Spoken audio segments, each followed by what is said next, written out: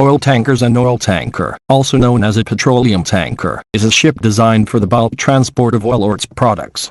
There are two basic types of oil tankers: crude tankers and product tankers. Crude tankers move large quantities of unrefined crude oil from its point of extraction to refineries. For example, moving crude oil from oil wells in a producing country to refineries in another country.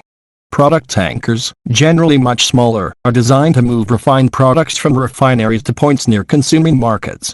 For example, moving gasoline from refineries in Europe to consumer markets in Nigeria and other West African nations. Oil tankers are often classified by their size as well as their occupation. The size classes range from inland or coastal tankers of a few thousand metric tons have deadweight (DWT) to the mammoth ultra-large crude carriers (ULCs) of 550,000 DWT. Tankers move approximately 2.0 billion metric tons, 2.2 billion short tons, of oil every year. Second only to pipelines in terms of efficiency, the average cost of oil transport by tanker amounts to only $5 to $8 per cubic meter, 2 cents to 3 cents per U.S. gallon. Some specialized types of oil tankers have evolved. One of these is the Naval Replenishment Oiler, a tanker which can fuel a moving vessel. Combination or bulk oil carriers and permanently moored floating storage units are two other variations on the standard oil tanker design. Oil tankers have been involved in a number of damaging and high-profile oil spills. As a result, they are subject to stringent design and operational regulations. The technology of oil transportation has evolved alongside the oil industry. Although human use of oil reaches to prehistory, the first modern commercial exploitation dates back to James Young's manufacture of paraffin in 1850. In the early 1850s, oil began to be exported from Upper Burma, then a British colony. The oil was moved in earthenware vessels to the riverbank where it was then poured into boat holds for transportation to Britain. In the 1860s, Pennsylvania oil fields became a major supplier of oil and a center of innovation after Edwin Drake had struck oil near Titusville, Pennsylvania. Breakbulk boats and barges were originally used to transport Pennsylvania oil in 40 U.S. gallon 150L wooden barrels. But transport by barrel had several problems. The first problem was weight. They weighed 29 kilograms, 64 lb, representing 20% of the total weight of a full barrel. Other problems with barrels were their expense, their tendency to leak, and the fact that they were generally used only once. The expense was significant. For example, in the early years of the Russian oil industry, barrels accounted for half the cost of petroleum production. Early designs in 1863, two sail-driven tankers were built on England's River Tyne.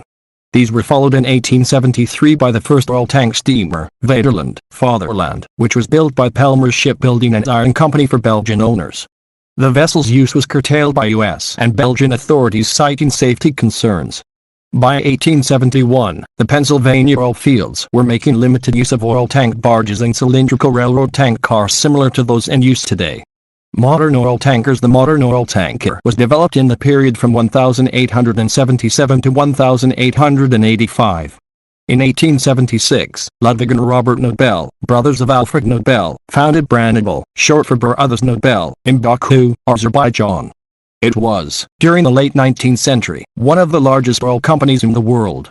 Ludwig was a pioneer in the development of early oil tankers. He first experimented with carrying oil in bulk on single-hull barges. Turning his attention to self-propelled tank ships, he faced a number of challenges. A primary concern was to keep the cargo and fumes well away from the engine room to avoid fires. Other challenges included allowing for the cargo to expand and contract due to temperature changes, and providing a method to ventilate the tanks. The first successful oil tanker was Zoroaster, which carried its 246 metric tons, 242 long tons, of kerosene cargo and two iron tanks joined by pipes. One tank was forward of the midship's engine room and the other was aft.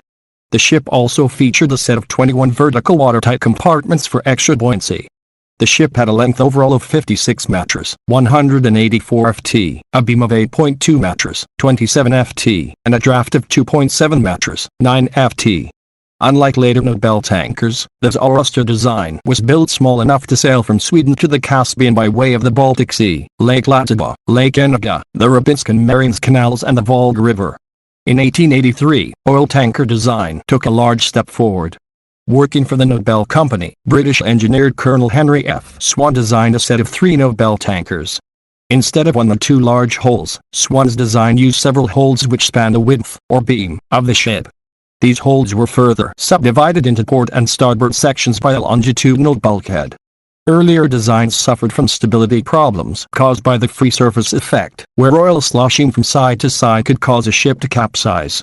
But this approach of dividing the ship's storage space into smaller tanks virtually eliminated free surface problems.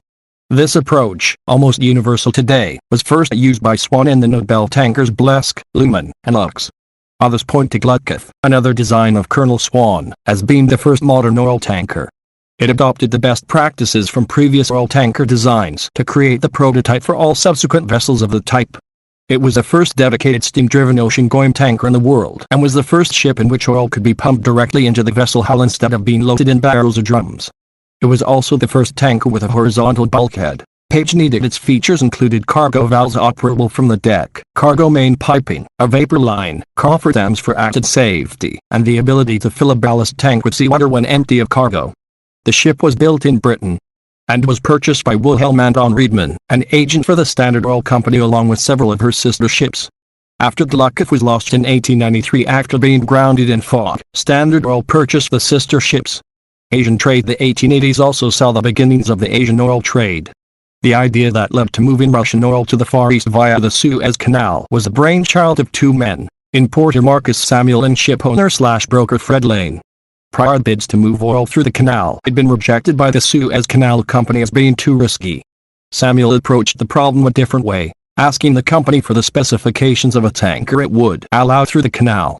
Armed with the Canal Company's specifications, Samuel ordered 3 tankers from William Graham Company in northern England. Named Morks, Conch and Clam, each had a capacity of 5,010 long tons have deadweight. These 3 ships were the first tankers of the Tank Syndicate, forerunner of today's Royal Dutch Shell Company. With facilities prepared in Jakarta, Singapore, Bangkok, Saigon, Hong Kong, Shanghai, and Kobe, the fledgling Shell Company was ready to become Standard Oil's first challenger in the Asian market. On August 24, 1892, Morks became the first tanker to pass through the Suez Canal. By the time Shell merged with Royal Dutch Petroleum in 1907, the company had 34 steam-driven oil tankers, compared to Standard Oil's 4 case oil steamers and 16 sailing tankers.